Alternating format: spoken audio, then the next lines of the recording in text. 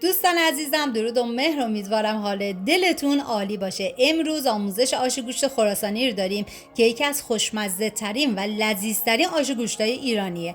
فقط چند نکته مهم داره که بتونی این آش رو عالی و کشدار درست کنی. پس تا انتهای ویدیو همراه من باش.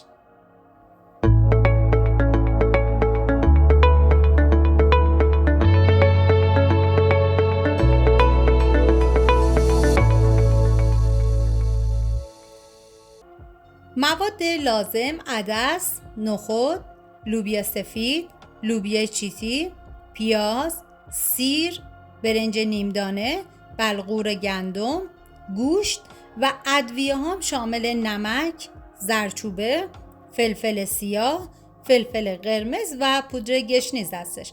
من داخل قابلمه کره حیوانی ریختم و بعد از اینکه داغ شد پیازی که ریز کرده بودم و بهش اضافه میکنم. هم میزنم و میذارم تا پیاز کمی نرم و شیشه‌ای بشه. بهتون پیشنهاد میکنم که حتما این آش گوشت رو درست کنیم، مطمئنم عاشقش میشید. ادویه‌ای که توی مرحله من استفاده کردم: زردچوبه، پودر گشنیز و فلفل سیاه هستش. هم میزنم و میذارم تا ادویه ها تف بخورن و عطر ادویه ها آزاد بشه. واقعا دم خراسانی های عزیزمون گرم با این آش گوشت فوق العاده خوشمزه شون.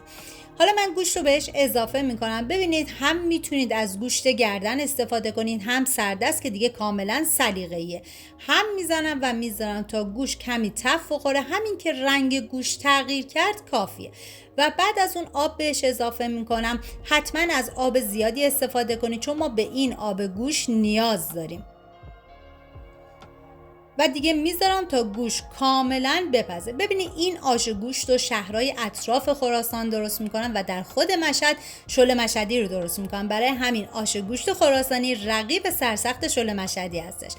حالا حبوباتی که من از 24 ساعت قبل خیس کرده بودم و میریزم داخل قابلمه و آب بهش اضافه میکنم و میذارم تا حبوبات کاملا بپزه. و همیشه گفتم برای هر نوع آشی حتما حبوبات از 24 ساعت قبل خیسشون بکنی.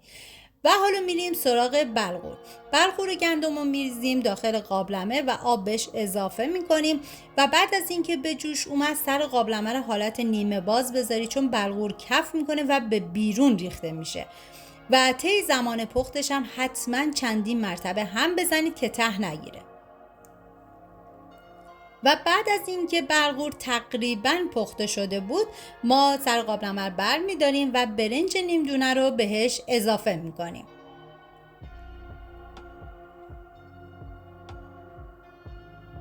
و یه هم میزنم تا برنج با بلغور کاملا با هم دیگه ترکیب بشن و میذارم تا کاملا بپزه.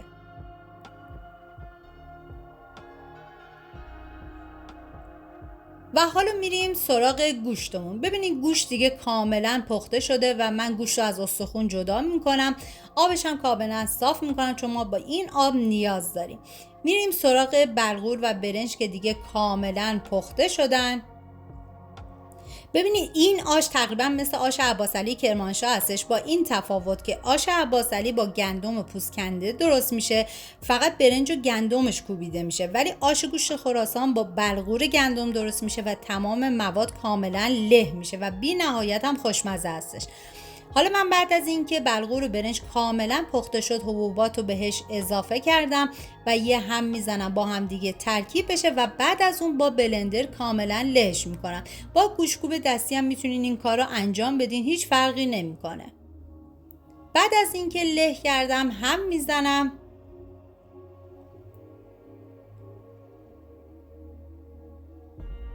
و حالا آب گوشتی که گفتم ما نیاز داریم و توی این مرحله به آشمون اضافه میکنیم. واقعا این آب گوشت طعم این آش رو بی نهایت خوشمزه کرده بود. هم میزنم تا کاملا با هم دیگه ترکیب بشن.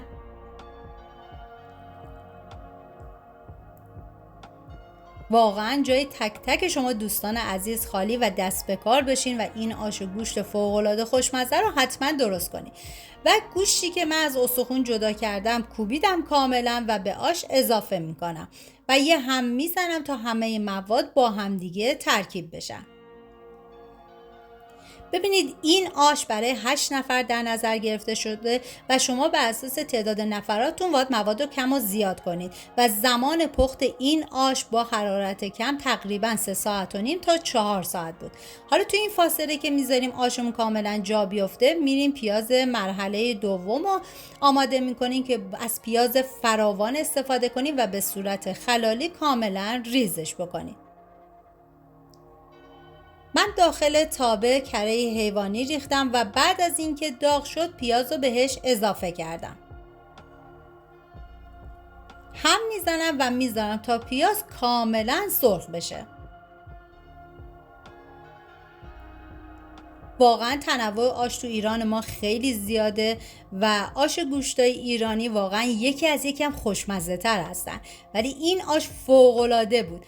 حالا من ادویه هایی که برای این مرحله استفاده میکنم زردچوبه، فلفل قرمز، فلفل سیاه، پودر گشنیز و نمک هستش. هم میزنم و میذارم تا ادویه کاملا تف بخورن و عطر ادویه آزاد بشه. ببینید این آش گوشت کاملا تند و تیزه و برای همین از فلفل زیادی ما استفاده میکنیم. بعد از اینکه ادویه ها تف خوردن، حالا سیری که ریز کرده بودیم و بهش اضافه میکنیم و یه هم میزنیم و میذاریم تا سیرم کاملا تف بخوره.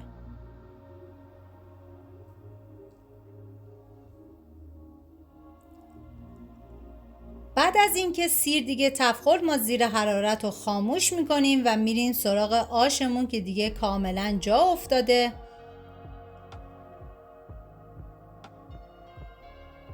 و حالا پیازداغ که آماده کرده بودیم و به آش اضافه میکنیم. ببینید زمانی که پیازداغ رو به آش اضافه کردید، زیر حرارت رو کم بکنید و بذارید به مدت نیم ساعت دیگه آشتون باشه و بعد از اون آش کاملا جا میفته.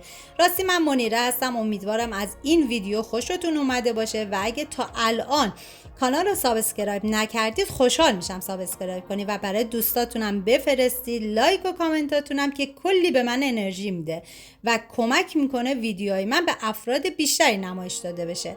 حالا من یه هم میزنم تا پیاز کاملا با بقیه مواد مخلوط بشه و بعد از نیم ساعت دیگه آش ما کاملا آماده است.